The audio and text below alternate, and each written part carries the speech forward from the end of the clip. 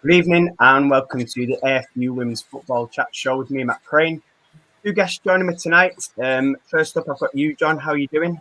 Yeah, very well, thank you. Thanks for having me on. How are you doing? You okay? Yeah, I'm not too bad, thanks.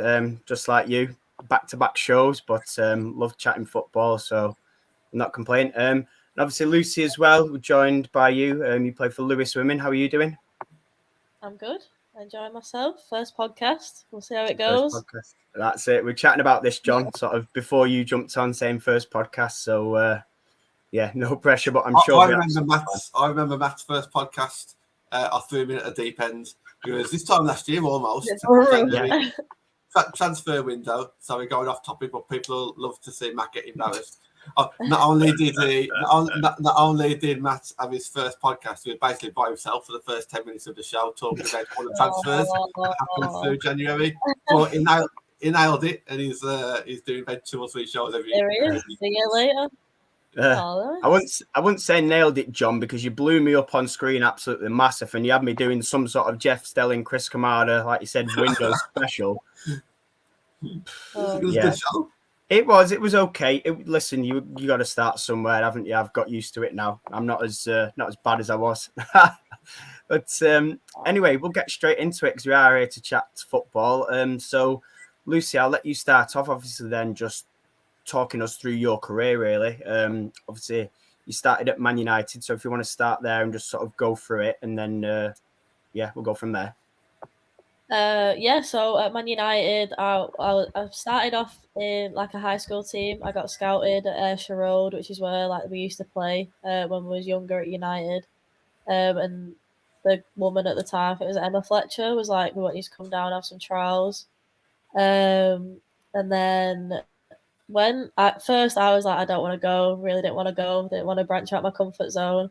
And my granddad was like, you go in, like end the chart, you go in.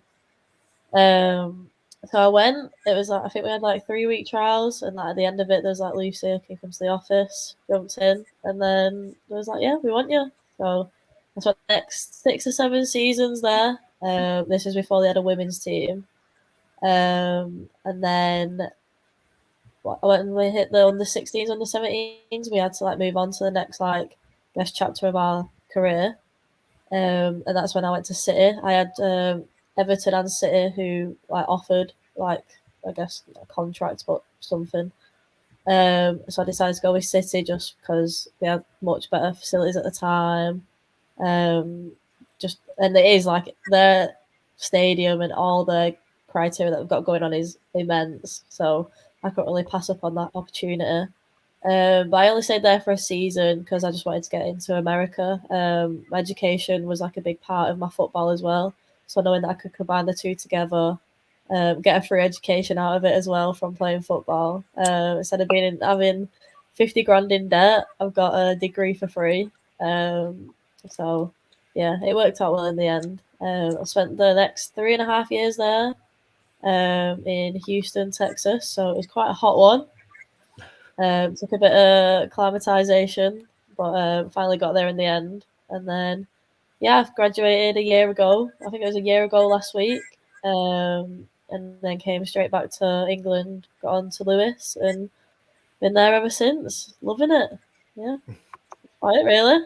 That was a very condensed version of the past decade. But that is pretty much what it is all about. Well, before I rush through like the end of your career, because I know we're only 4 minutes in, I do want to kind of talk a little bit about that. Now, that just that initial step then at high school. So, how did they choose to kind of find you? Was your high school team like a real good team, or was it just local, or how did they kind of go about doing that? So United, I think they organised like a tournament for all like the local schools. I wouldn't really say that my school was local at the time, but I'd say it's like half an hour away. What Mary's went out half an hour away, something like that. And then it was just from that. I guess I think that we was a bad team. We were not a good team, but I think it was just like I was half decent. That at that age, anyone that can kick a ball looks like the Don, don't they? So I guess I got in that way. And then my PE teacher came to me at the end and was like, they want you to come for a trial, because she knew like the woman at the time who was the head. So she was like encouraging it and sorted it all out for me, and I weren't having it at all. But obviously, thank God, like them two, my granddad and that PE teacher, like was like, no, Lucy, like go, or else I'd still, because I was at Wigan Athletic before this, so I think I'd still be at Wigan Athletic and nothing would have happened. But How was it, like the difference between like Wigan and a massive club like Man United? Was there any like very visible differences? Yeah, it was ridiculous. I think at Wigan, I can't even explain it. Everything we had to pay for, all the gear. I think there was like one manager, no physio, no nothing. It was like bog standard Sunday league. You couldn't. It was bad. And then you go to United, they've got the Cliff, which is like, I guess, where the boys train and the men's used to train. So that was just for the girls at the time. So we had all that facilities. Then we had physios, sports scientists, nutritionists, everything you could name it, like 12, 13 years old. So it was a massive jump. And even then from United to City was an even bigger jump with how professional it became in the past. From my time starting at United, when I was 11, 12, to then going to City at 17 was ridiculous. Like the jump of how much money was pumped into it. Like at City, there was girls driving Mercedes. Like you would never have had that a couple of years before. So yeah, because at City, the men would show up at the same time as the women, and they would have pretty like equivalent cars, which it is hard to believe. So yeah, it was a big jump. What did all your high school friends think when you joined such a massive club, especially back then? I know Man United's massive now, but the results aren't there. Back then, the results were there. And yeah, just wonder, like, like how did you carry on, like, through school playing for such a massive team? Oh, they loved it. Like you get known as the, like, if it was like a few years above, they'd be like, oh, that's that girl that plays football. Like that's kind of the reputation that you got. I guess it's not a bad thing. But like we used to have a sportswoman of the year at my high school. I think I got it like most years because I was the only one that would play sports at some form or level. But yeah, I think with being from a Manchester school, like a lot of them supported United anyway, so it was kind of like I got a bit of respect for it. So yeah, it was all right. It worked out well. Matt, I'll let you jump in. Sorry, got carried away. Yeah, no, I was just going to say it was interesting. Obviously, you were talking about Wigan because I obviously worked for sort of the men's / boys side, and just hearing the difference there it's crazy. Like literally, I think of when I did that, and you think of like under 13s, under 14s, men's academy, and then you think about all the stuff we were given and the amount of sort of, I don't want to say waste, but the things that weren't really necessary that could have gone like towards the women's side and didn't. It's insane. It really is. And obviously we'll sort of get onto that because that links in well later on with Lewis and sort of equality and things. But I want to chat about your time in America. Obviously you went out to America, to Texas. How did you find that then? Obviously, because like you said, you got the education and you got sort of the football career. So I can imagine sort of juggling the two was difficult, but sort of how did you find it? It was an experience and I'll never ever regret it. It was like the best 3-4 years of my life. I've got friends, like besides the football and education part, I also met like so many different people. And if you go over there with an English accent, they're like all over you. So just like the whole thing was amazing. I went to loads of different states. Everything was like you didn't have to spend a penny. Like with the football team especially, they've got so much money. So like everything we would travel to would be on a coach, like even if it was like 15 hours away. Sometimes we'd get planes. Like it was a proper cool experience. But it was the education side, like it was not easy, but we kind of got quite a bit of lenience with it just because like they knew we were like from Thursday to Sunday, Monday we was away, like we would be away in a different state, in a different city. So the teachers, like the professors knew that, and we had like an academic advisor sort of thing, which is like our in-between man between the sports side and the academic side. So if we ever were miles away and knew that we I'm not going to get this homework done, they would jump in and say, look, need an extended deadline here, whatever.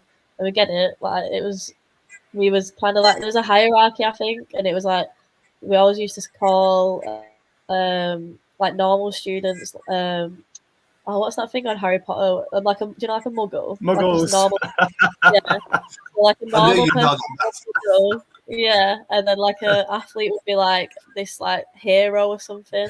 So there was a bit of a hierarchy with being a student athlete.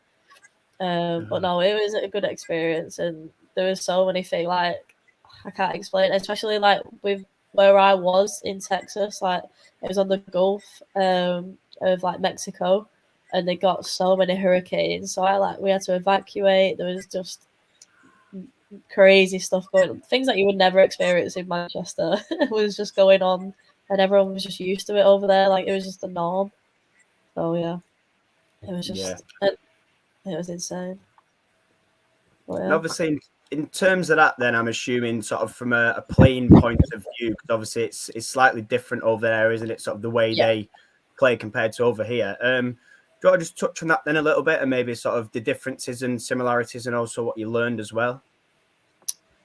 Definitely, like within my first few weeks, I realized like how intense it is. I'd say like with American like football, soccer, it's like force, like it's athleticism.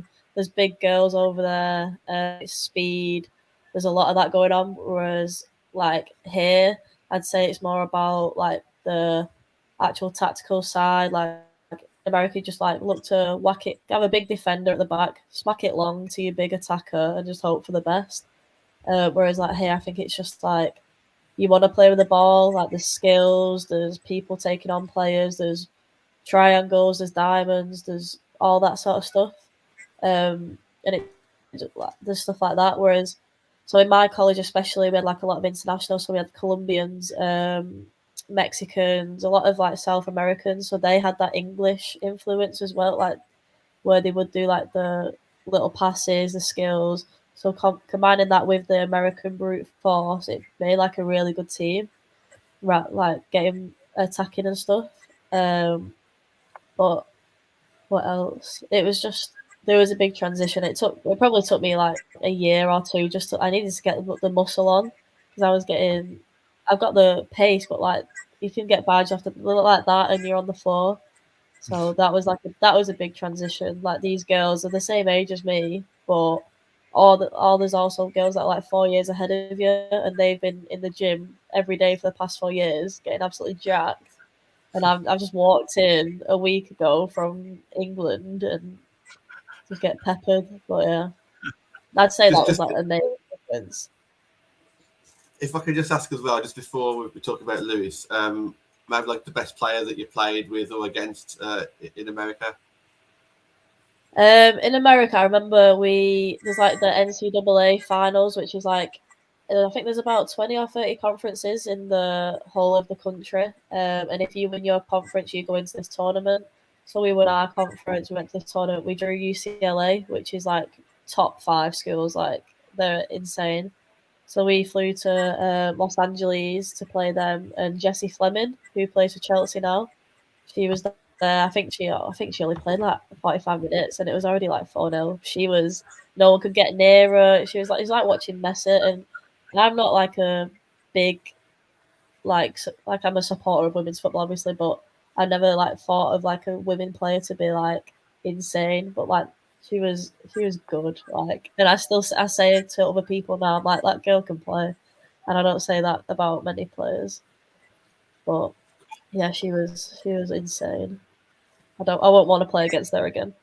So you used so you used all that experience from obviously like high school and over in America. You brought it back after here now, obviously well respected in the championship. How do you think your season's getting on so far? You know, yourself and the club that you play for. I had like a rocky start. I think it was like the first day or maybe the second day of pre-season. I got injured. I tore a tendon in my hip, which was no one knew what the hell to do with that. Like it's not something that happens too often. So I was going to doctors in London, trying to get it all sorted. Ended up being like a 2.5 month like rehab. sort of deal, which was bad. Like during pre-season, that's the time when you want to be getting fitter, not when you want to be getting injured. So that was a bit of a setback. And then I finally got better. And I was used to like being like a starter sort of thing, and it was a weird experience being on the bench. But I understood like the first few games, like I can't just walk in and expect to be starting. So I would get 20 minutes, 15 minutes here and there, try and make an impact. And then it came to Blackburn at home, and I finally got my starting spot back. We ended up winning that game. And then from after that, our manager got sacked. So all that work kind of just got blew out the window, and this new manager came in with what he wanted and his principles and his team in his head. And for a few weeks, I wasn't part of that. That was on him. So I was like, again, this was completely out of my comfort zone. I've never had to try and work to be in a starting 11, but knuckled down. And the past few weeks, I think 3 or 4 weeks ago, I finally got that spot back. And then that first game, scored 2 goals. So I was pretty happy about that. And then the next game, scored again. So that was the last game that we played, besides last night, because we had a Conti Cup game last night where we beat Reading in penalties. So it's going well. We get the odd crappy result, but in all, like the team's coming together nicely. We are gelling. It took a bit of time, but that's the best thing about Lewes. It's like the principles are all there, and it's a united team. And there's not like cliques. There's no like big girls over the younger ones. It's all actually one team, and I think that's rare, especially in women's football. I think it's really rare to find a team that is just one, rather than a few dispersed over here, a few over here, a few arguments here and there. There's none of that, and I think that's pretty unique. You did just mention, obviously, a change of manager, and Man United had a change of manager over summer. Yeah. I just wanted to know, obviously, don't give away any tactics or anything like that, but I'm just curious to like how managers just see like the different players. So like obviously, you know, you got a great background, a great history, and do well for yourself. Then obviously the different players come in and just seeing something completely different. And we've got players at Man United who we think should be playing every game, but the manager just sees something different. And it's normal, I guess, for a manager just to have their way of playing. I guess just like how did you kind of adapt to that manager and wanted something different from you, I guess? This manager that came in, he had like an RAF background, so I knew like he's going to be into mental toughness, like someone that isn't going to back down easily. And you just, with football, like it's such an opinionated sport that you are going to get like people who don't think you're very good, but you have to prove them otherwise. And that's what I feel like I had to do in that situation. So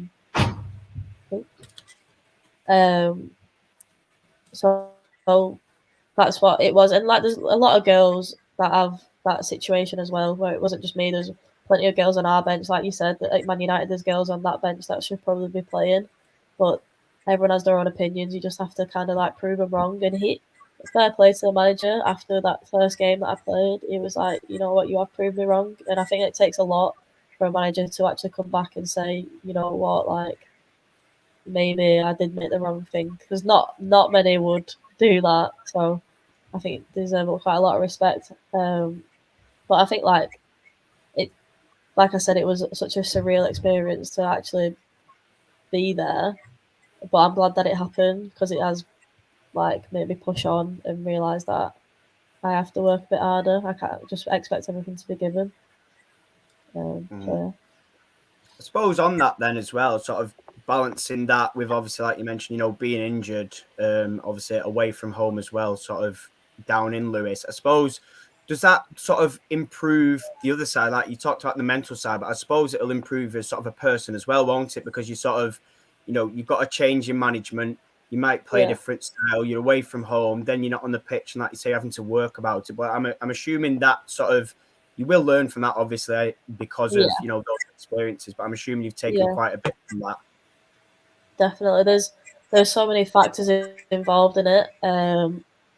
But it is just one of those, like, at the end, there is always a reward at the end of the tunnel. And I have like a timeline in my head, and because it wasn't matching that timeline, like, it was like stressing me out. But then as soon as like I got given the opportunity, I took it. And that I even went in for a meeting with the manager like a couple of weeks before like I got that starting position back. I was like, I don't want to be cocky or anything, but I feel like I should be on that pitch. I need you to get like trust me, and I'll show you. And he was like, no, like I respect that. It does take a lot to come in and say like you should be playing. But then when I did come and play, it was like you did the right thing, come in saying that. And I think the fact that I spoke to my dad about it, I was like, I don't want to have to go and talk to a manager. I don't want to have to not be a kiss ass, but I don't want to have to then put my feelings out there because it made me feel vulnerable. But you do have to kind of do that. And my dad was like, this is your job now. Like, it's like only going and speaking to your boss and trying to get a promotion or whatever. That's all it is. You have to look at it that way. It's not like a kickabout at the weekend anymore. It's a serious thing. And this is what you have to do to actually get what you want. And then I guess when he put that in my head, I was like yeah, like you kind of do have to knuckle on. Like you might not be comfortable with doing these things, but in the long run, it has to happen, or else you're gonna get nowhere. You can't just be a baby about things. Like you're an adult now, and you're gonna have to crack on with it. As much as you don't want to, it's gonna have to happen. But yeah, I'd say that definitely the mental toughness had to improve, and it did. And I think a lot of the other girls noticed it, and they knew that I knew that I should have been playing. And then at the end, there was like, see, like it was worth it. Like the persistence and everything was all worth it in the end. So yeah, I think that's it. Like you say, if you know in your mind and you've sort of had the honesty and the guts, like you say, to speak up, I think that because I mean, just from my own experiences, working like I said previously in football, it doesn't always happen. So I think, like you say, from your point of view, I've always been one of them where if you're not happy with something, speak up. And obviously, like you say, you get your chance, you take your chance, and then you sort of don't look back. You kick on from there. Yeah. And obviously, we're going to talk about your player of the month as well. So it's obviously had a big impact. We'll get onto that. But I just wanted to sort of carry on with Lewes. We played them obviously in season 1, and I think just what I liked personally was the whole thing about the club where it's the equality. So they've got the men's side and the women's side paid the same. It's the same facilities, using the same sort of strategies and the same amount of promotion from marketing. And not only that, it's also fan owned as well. Do you want to sort of talk to me a little bit about sort of how that helps in terms of like growing the game and in terms of yourselves? Because obviously earlier in the show we talked about Wigan. There's absolutely nothing, but in terms of like this, it's quite rare, I think, in women's football. And Lewes were the first club to sort of do it. But do you want to just talk to me a little bit about that side then of it? Yeah, I think to be honest, it was something that actually drew me to Lewes. They are very into it, and like it's not just like a publicity thing. Like it is, it's fed down your throat, day in day out. They're into it, and it's a good thing. Like the house that I'm in is one of the director's houses, and he has like a few around Lewes. Every single one is home to 3 or 4 girls on the team, and we have to pay rent, but it's Lewes is a very nice place to live. So the rent that we pay is absolutely nothing to what we should be paying. So he's giving us dirt cheap. So it's just like little things that add up to make it like an actual community based and community owned thing. In our wages, the first 3 wages we get £10 taken out of it. Not that it's any like a massive thing, but then that £30 gets put into an ownership, so then we become an owner of the club.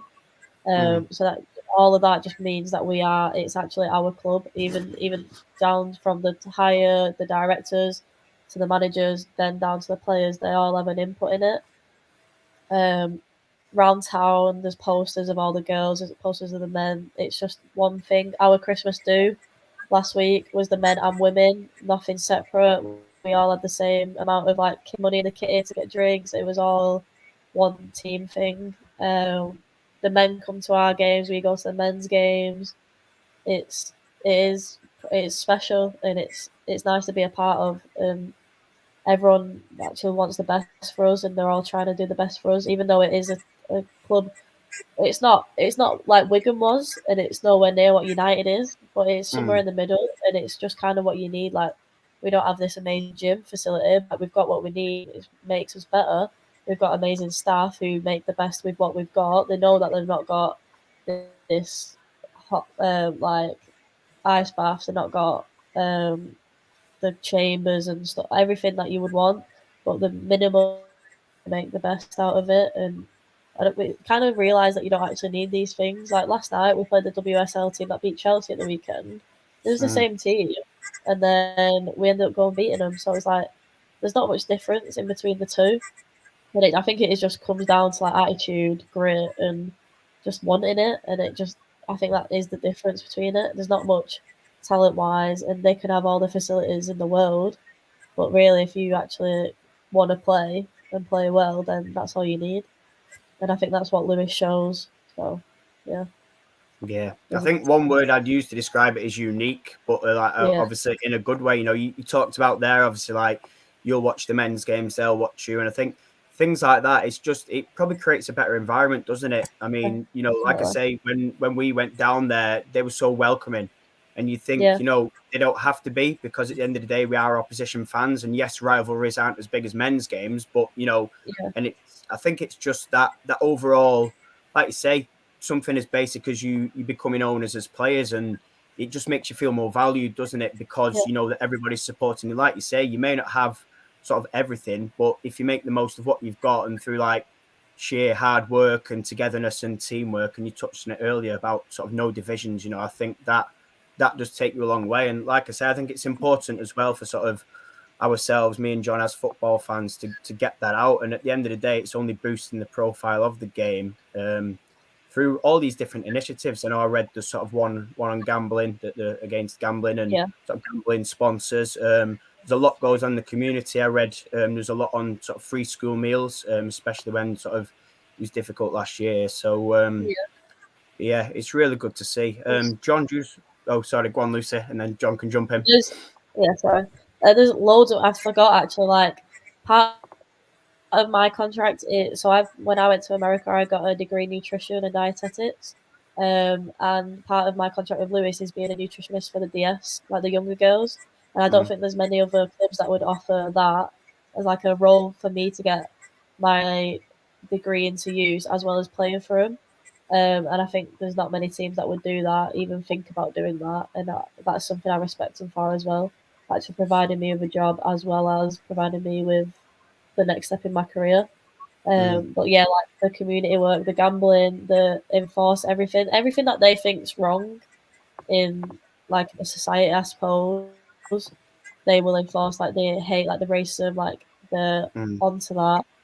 Everything that's going on in the world, it comes up, and they'll fight for anything. Like the stuff. Like, do you know anything about the PFA? It's like the WSL girls, they get it, which is great, but it doesn't come down to the championship.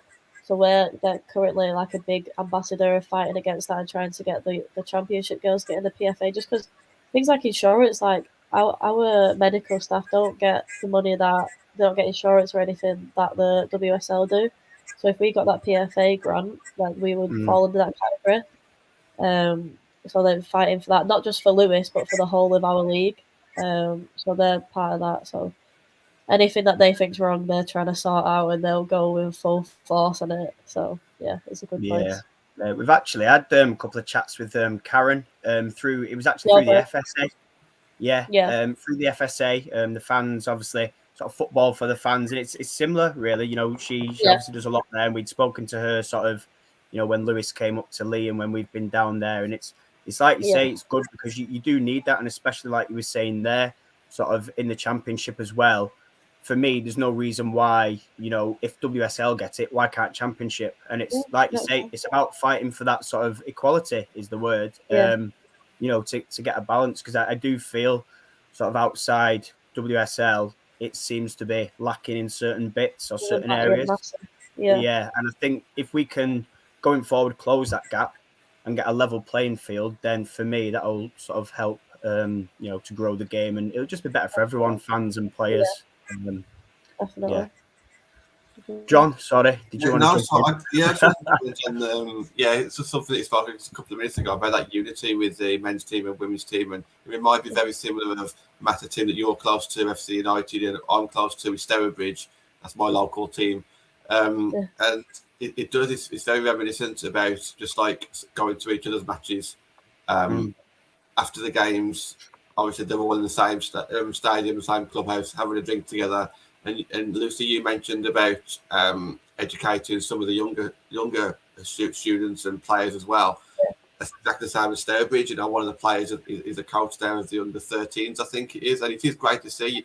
You know, you really build that family. I guess that's what it is. It's like a working environment, but it's family as well, isn't it? And I think that's one of the mottos as well. So it is really beneficial. I think you fight a lot harder for each other on the pitch when you've got that relationship off the pitch as well, and I think that's another massive thing. But Matt, I don't know if you want to jump in a little bit on that as well, from what we've seen in the past as well, with the links between the men's team and the women's team. Yeah, I mean, again, I can only sort of go from experience, but you mentioned FC United, and obviously Tom, who myself and Lucy both know, he's big on that. He came in summer, and he had conversations straight away within his first week at the club about bringing the club together as one. And, it's like he said to us on Tuesday, everything that he's asked for and everything he's proposed, he's had. And, they double up on training.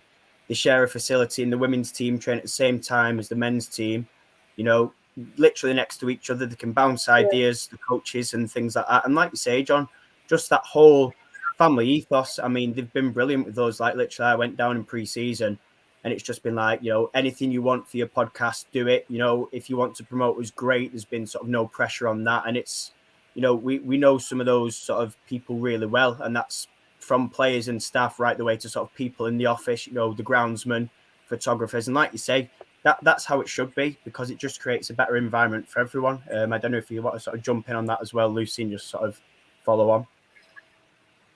Definitely. I think that's amazing what they're doing at United. But with us here, like the manager, the first team men's manager would come to our training as well, and he's like a good guy. Like, he's high up, he's been at some good teams, and Lewis have got him here for a reason. And then he jumps in on our sessions, trying to get it. And not only that, we have like the UEFA A license and B license.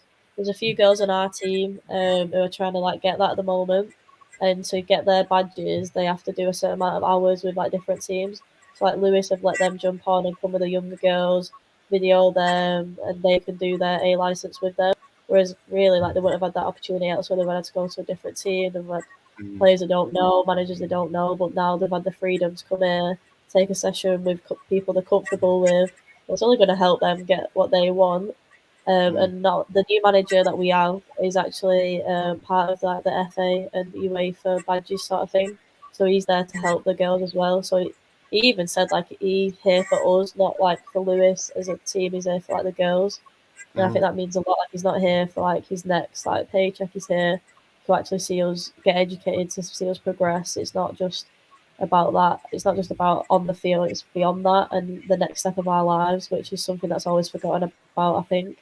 Football does take precedent, but there's always something. You never know when the life-changing injury is going to happen. Like, touch wood, it never does, but these things happen, and you have to be ready for the next step. And a lot of girls haven't had the opportunity. Like, I've got the degree, obviously, but a lot of girls don't have that. So that nurturing and giving those options to the other girls is obviously something that's needed. Okay. Can I just kind of touch on that a little bit? I mean, do you think as players you do get enough time to concentrate on like life after football, or not just after football, during football as well, like being able to do something that's either good for the community or good for the development teams, or even just for yourself, just to enhance your own skills away from actually on the football pitch? It sounds very positive in what you're saying. Do you think a lot of clubs are in that way, or do you think there's things that clubs can do better, or giving them time to do that? I don't know, like maybe in the league above where they're pretty much all full time, I think they would have that time because they're in from 9 o'clock in the morning till dinner time. They've got the rest of that day to then uni work or coaching or whatever they want to do. Whereas I know in our league, there's not many full-time girls. We're pretty lucky where we have like a sort of a full-time system, but still like I have to obviously do another job. Quite a few other girls have to have other jobs, but I know like Palace, for example, a lot of girls are like working full-time 9 till 5, and then they'll go to training at 7 till 9. In between that, there's no time for improvement. And that's the same for a lot of teams. Like there's teams where they're not even getting a weekly wage; it's just expenses, but they're going daily or every other day to train, and after working all day, and it does take a big commitment. And then your weekend's gone because you have to prefer you can't go out on the Saturday because you've got the game on the Sunday, and it is a bit of a wipeout for them. So I guess there is more that can be done, and it'll be great to see more clubs get involved with it. But that's what I mean. Like, there's a division from men and women's football, but there's also a division in women's football itself, just from the different, even from the championship down to tier 3, tier 4, tier 5. Like each one of them, there's too big of a jump for any sort of development into each one, and it is a shame. But I mean, hopefully with this new Barclays deal, we can get some stuff going in the pipeline. But you never know. Yeah, we'll get onto that very shortly, but I just want to go to your Player of the Month award for November. 3 goals in 4 games, and you are the first Lewes player to win the award as well. You must be delighted with that then. Obviously, we touched earlier sort of in and out the side and how you had to fight to get your way back in. But just talk to me about that sort of then from your point of view. I think it is what like I needed. Like I said before, like it was rough couple of months having the injury and then not starting, not getting many minutes, new manager, and just being an experience which I hadn't experienced before and was not enjoying it for a bit. I was definitely not enjoying football. So when I got into it and I was getting recognised, that's a big thing that I worry about as well. With the championship, like, I don't know if I'm getting like I've got a goal that I want to reach, and I want to make sure it happens, and I want to make sure that I get seen and get the opportunities to be seen, and I think that might have helped in that sense to get some recognition, I guess promotion, in like who I am, like what I can do. I don't want it to be like a hidden thing, but yeah, I think I can only take so much credit for it myself because all the girls have been there for it all, the coaching staff, and especially like the physiotherapists and the rehab people. Was like there's days where I was like, honestly, I cannot be, like do you know what? It's peeing it down outside. It's freezing. I don't want to go and run 10 laps around the pitch and then do some sumo squats to try and get my hip better. But they persevered, and like then I would, and then it'd be like, you know what, it is worth it. And the girls, and then seeing that, because like, if I was around the pitch doing what I was doing, the girls were in training, doing what they were doing. I was like, all I want to do is be in there with them. So them being there and getting in the games, winning games, and then me being in the stands watching, it like motivated me to want to go and get on that. And I think that like I'm gonna have to dedicate it to the girls because they what push me through, and I mean I can't score goals without them. So that is yeah, I'm pretty happy about it. I mean, I'm happy about it, and I think I didn't know that I was the first Lewes player to actually get it. So I think that was quite a big thing for the club, and that's what I mean. Like they made such a huge deal out of it because that's the kind of club they are. There's someone this doesn't happen to them often. Like it's not a big. It's to like I know it's not. Don't want to say, but like teams like Chelsea and United and City, they'll get these awards like week in, week out, every month, every year. They're getting them. It's nothing special for them. Whereas for us, like it's something new and it's something that they don't get too often. I'm just hoping it's not the last one that they get. So we'll see. Hopefully more come this season, but they proper cherished it. Like we had like a big team picture. Like everyone was buzzing, and it wasn't just for me; it was for the team. So yeah. It is good to see a player from that club get it as well because the league is so competitive at the moment. With you see how well Liverpool are doing, and obviously Durham started very well. Bristol seem like they're finding form as well. And there's a lot of clubs out there that he could have gone to. But for anyone else that really watched you play too much, obviously Matt's just mentioned your goal scoring record for that month. How would you kind of just describe yourself as a player? What's kind of like your like key attributes, or what do you enjoy doing the most? I don't like this. This makes me sound beginning. I'm left-footed, so I think that in itself is pretty unique in the women's football. I think being left-footed and then having a good left foot is like very like a special quality to have. But I like embarrassing people. Like I got like taking them on, dribbling, getting past them, megsing them. Love a good megs, and then just whipping a ball in. I know I got goals in this month, but not that I don't want to score goals. Don't take it like that. But I'd rather get assists. I want to see get like the other girls score, and me putting a perfect ball for them just for them to tap in. Like that's what I would rather do. Obviously, I want to score bangers, but that's what I would prefer to do. But I don't know. I guess you kind of you don't know really what you're gonna get with me. Sometimes I don't know. It's a weird one. I think taking on players is probably my favourite thing to do. But I don't think it's a bad thing to do. No, not at all. Yeah, no, I was just going to move on to sort of the final thing, and it's something we just briefly touched on before. The new Barclays deal covers Championship as of next season as well, and WSL. It says more than 30 million invested into women's football, which is obviously double the current investment. They are hoping, I believe, to filter that down to grassroots as well. And Kelly Simmons did say into referees, but I'm not going to go into that because otherwise we'll be here for another hour. But just sort of talking about that then from sort of a championship point of view, Lucy, obviously we talked about before, we sort of don't want a gap, or a bigger gap, should we say, between WSL and championship. And obviously this money should go a long way into just everything, shouldn't it? I think one thing I was sort of saying on another show was that for me, they need to promote it more in terms of putting games on the FA Player. So I think there's only one game a week on the FA Player, and that needs improving for me. Stuff like this can help. But you just want to talk about sort of it from your point of view? Yeah. Like you said, there's only one game a week. I don't understand why every game can't be on. Everyone has their own like not webcam sort of thing, but everyone has their own VO or game recorder. So I don't understand why that can't be a thing. It doesn't.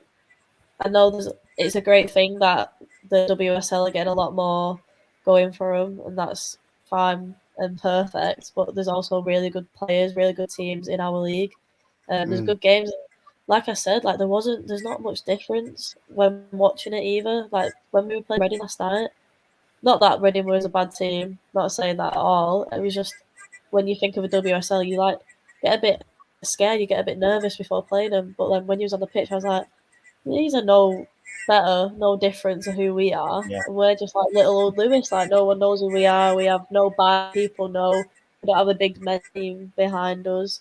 But it was just nothing. I think making that bridge between the two leagues is going to work, and I don't see why there's only how many teams are in each. I think there's 12. 12 in each. 16? Yeah. Why can't there be 16 in each? Like bump it up, get more girls involved, get more teams involved. There's more money. That surely would mean that. Especially in the WSL, there's 12 teams. There's gaps. Like I think we've just had a 3-week gap between games. We don't want that. We want to be playing every weekend. We don't want to have 3 weeks. Have to wait for our next game. We don't have to do stuff like that.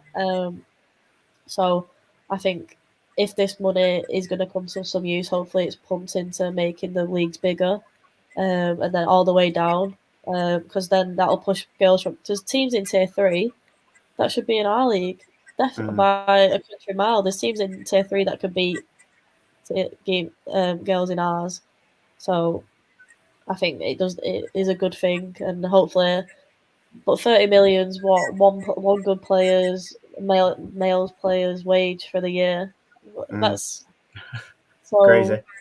Yeah, it's insane. So that's De Gea's yearly wage. So why Right, there's definitely more money that can be invested, but 30 million for now, that'll do. And then we'll keep pushing. I mean, it just shows, like, I think COVID has been a horrible thing, but it's also been not a blessing in disguise, but it's definitely opened up people's eyes. I've had a bit more time to actually see what football's about, and the Women's World Cup's helped, Euros have helped.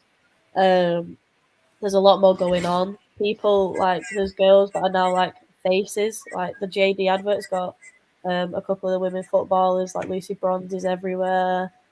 It's becoming the big thing, and I think with this influx in money, it's only going to get bigger and better. And side note, I just noticed like how many teams actually sometimes play in their men's stadium now. Like, it's a bit annoying how it's like this big, like, extravagant thing. It should just be like we should be given that stadium anyway. But I understand like like United can't have Old Trafford every weekend. I get that, but it shouldn't be like this big spectacle. It should be like, yeah, they should be on that pitch because that is their team. It shouldn't be like this big sellout thing. It should every week should be that situation. So hopefully that money can help promote things and get more people in because more people should be watching it. Matt, there's a lot of things there that Lucy just mentioned that we can touch upon. But for me, I think the biggest thing at the moment is the fact that the Championship now has got a bit more eyes on them after this deal, which is great. Yeah. I think in the last 3 or 4 years, I've only been following women's football since Man United arrived back in 2018. So, so for me, I've seen a massive amount of difference in the Championship in those 3.5 years, mainly to do with how the quality of each team. You know, I mentioned at the start of the show, like the strength of depth across that Championship, where pretty much any team can win any team, and you never know who's going to go up. And you know, I think when Man United first started, it was like pretty much a 2-horse race, whereas now it could be anyone. And I think it is gradually filtering its way down. You know, the WSL is a lot stronger. The Championship, you know, a lot of European players that are coming across to WSL. I think the Championship, due to some of these teams being relegated and also going full time, they're getting stronger. So hopefully, you know, in 2 or 3 years' time, we'll see, you know, the top 3 tiers all fully professional, which I think is great. Especially like, you know, me and Matt do follow some of our local teams as well, so it'd be great to get some of them up there as well. Yeah, definitely. There's a lot of girls that deserve it as well, that should be working 9 to 5 and then coming to training. They definitely deserve it. But it's like you said, the league is so close because I think we're sitting in 7th at the moment. If we beat Palace on Sunday, we go 2nd. Like, it's, or if we lose, we end up at the bottom of the table. It's so tight, and it's just like that with the WSL. But it's a good thing. Like, you just never know, and it keeps it exciting. So I reckon that last game in May is going to be a decider, and it's better to have not one horse in the race. It's all of them. You never know. And like Watford came in from Tier 3, and they started off great. Sunderland, I think they went 3 or 4 games unbeaten. So yeah, it shows the capability of what is beyond the top 2 leagues. There's a lot more going on. Yeah, just on that, just before Magnus comes back in, I think when you have got that competitiveness there, when it goes right down to the final whistle, it does put up, it puts new eyes on there as well. I mean, I don't really follow Formula One, but I know Matt and some of his mates do. But because that race went down to the final, went down to the final race and the final lap, everyone talks about it, and then you go watch it.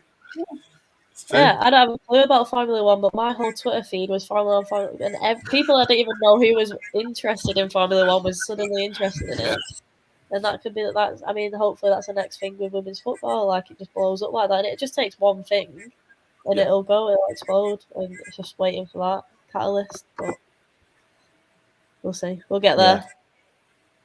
No, I think that's spot on. It's the next step for me. Like you say, now it's become more competitive, and I think if we can get to a point where we can get a fully professional championship, I think it'll be better for players, not only championship, but if you're sort of lower WSL and you maybe get relegated and you think, oh God, if you've got sort of a fully professional championship, you might not necessarily need to rely on a job and that as income, and it's still obviously a viable career, which is the case now anyway. But like you say, those that are still doing 9 till 5, if we can get it fully pro and everybody's sort of, you know, properly paid and things like that, again, it'll be a lot better. They can sort of take that going forward.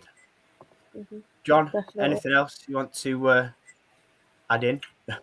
No, not on that subject. I guess just I don't know if you've got any more topics before the end of the show, but just kind of like where you kind of see yourself going, like maybe like this season, and going forward, where do you think the club can go? Obviously, you spoke very highly of them. You seem really happy. You've got a lot of experience in the WSL and playing obviously in America. I guess kind of like what are your aspirations? Going forward.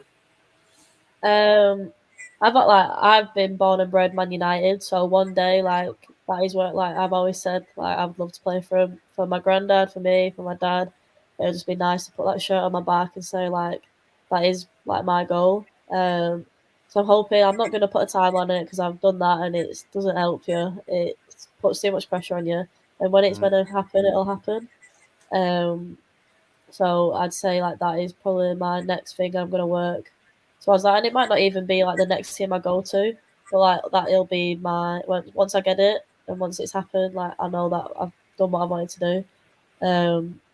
But just the next stage, I just want it to be, and like I said, like I am happy at Lewes, and if we got promoted, like I'd stay at Lewes without a heartbeat. I just because it's a nice team, I'm happy.